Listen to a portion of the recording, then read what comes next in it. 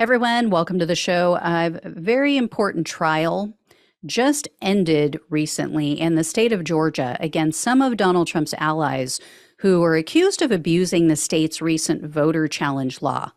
The law allows for any member of the public to challenge another Georgia resident's voter registration and to claim that it's illegitimate. So then the election office for that area has to determine if that person is in fact a legitimate voter.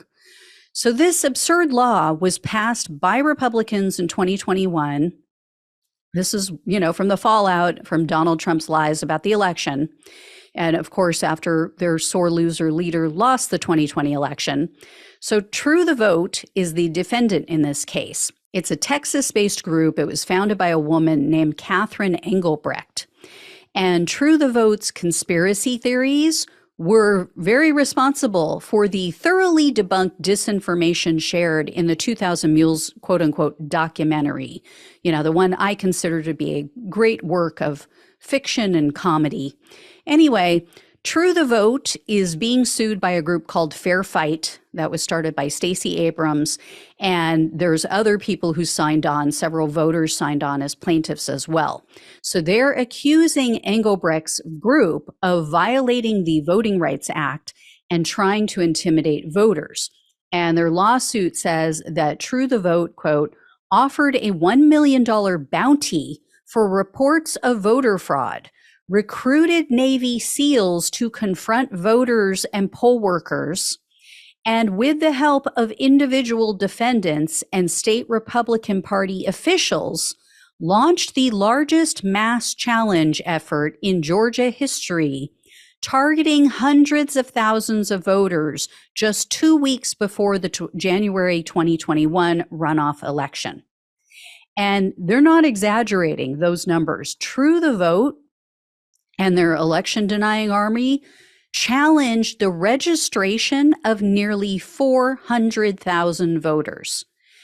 There were literally hundreds of thousands of voters who had their registration, their voter registration suspended just weeks prior to the Senate runoff elections in 2021. And a lot of those voters weren't even aware that their registration was in question until they went to try to cast their ballot.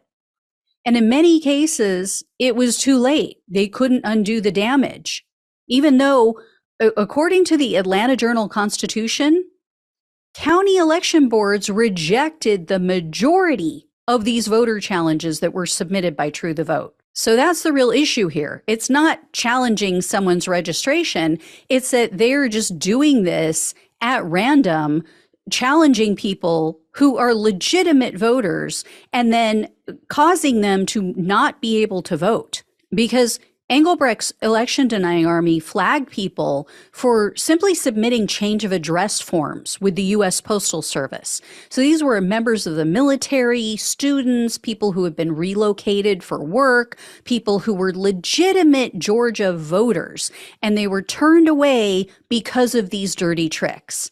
And of course, minority voters were disproportionately targeted by True the Vote. And voters have shared their stories with the court. One of the voters said, quote, "When I was challenged, I was the only Hispanic there voting. And I noticed that the only other race besides white who I believed was also challenged, she casted a paper ballot, was Asian. I connected the two, and I thought that people of color were being challenged, and that made me feel intimidated." Another voter said, quote, "I am a Black voter and a veteran, and I grew up in an era of segregation when it was common for public officials and certain members of our community to make it difficult for us to vote. Having to deal with these kinds of obstacles still today is both discouraging and aggravating and makes it seem like we should just give up." So the plaintiffs filed a request for an emergency injunction against True the Vote while this was all going down in 2021. The judge reluctantly denied their request. He wanted to, but he just didn't have the right to issue the injunction. But in his ruling, he wrote, quote, While this court denies plaintiffs' motion for injunctive relief, this case is not yet over. As this court has expressed clearly, an 11th hour challenge to the franchise of more than 360,000 Georgians is suspect. So too is the manner in which defendants mounted their challenges. The court will not abide attempts to sidestep federal law to disenfranchise voters, nor will it tolerate actors brandishing these voter challenges to intimidate and diminish the franchise, for such acts diminish democracy itself. But the court must rely on proper evidence and facts to determine whether these acts have in fact run afoul of federal law. The court looks forward to seeing what evidence the parties bring to bear.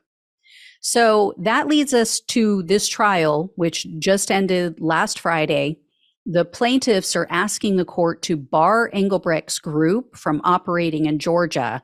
And so this case is now in the hands of the judge, and this decision will definitely have far-reaching consequences for next year's elections. You know, if the judge gives True the Vote a pass, they can go and pull this BS in every state. So I will definitely let you all know what happens. This is a significant trial that is not being covered. Obviously, I haven't seen reporting on it really anywhere other than in a couple of print articles, but of seriously national significance. So I'll keep you posted. Thank you all so much for watching and listening. Please like, share, and subscribe. Please donate if it's possible. Links are below in the description box on YouTube and the podcast. Greatly appreciate it. Love you all. Take care. Talk with you soon.